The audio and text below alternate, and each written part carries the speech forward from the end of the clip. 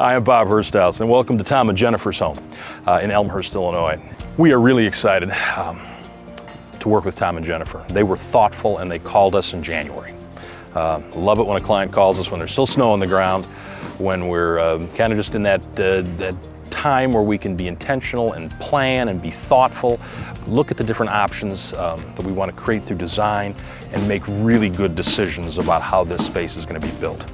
So we used the month of January to meet with Tom and Jennifer to review landscape concepts. It took us about 6 weeks to get through the design process. At the end of that time, we had a rock-solid plan that we could really look at and be really happy with.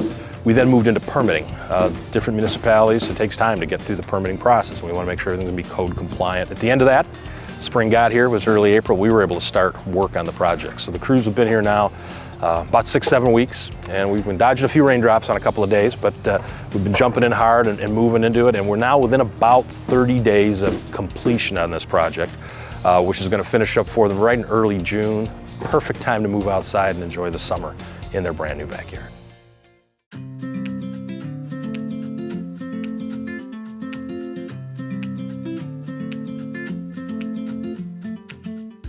We're very intentional in the material palette we pick for every project, and we want to respond to the home's architecture and to create really great livable spaces to work on. So we take our cue from our architecture. So we've got a great, beautiful brick, great texture, great color on the house.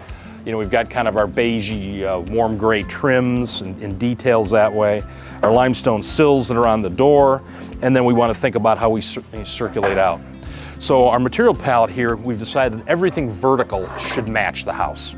So we've actually taken the time to source the exact same brick that the house was built out of, and the house was built 12 or 15 years ago, as I recall.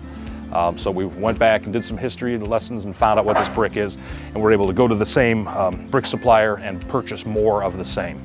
And then we've even sorted through the palettes because over time, just kind of like dye lots with wallpaper, over time the color of the brick can change slightly as you're getting the different layers of clay out of the quarries where they're pulling the brick out. So we've even bought a little extra brick and sorted it through to get the brick that's going to match the closest. So where we have the brick touching the house wall, we want it to be the tightest match possible. So when we look at some of the step details that we've done, here's our same house brick as a riser. So this red of the brick just really ties in nicely as you go from one space to another.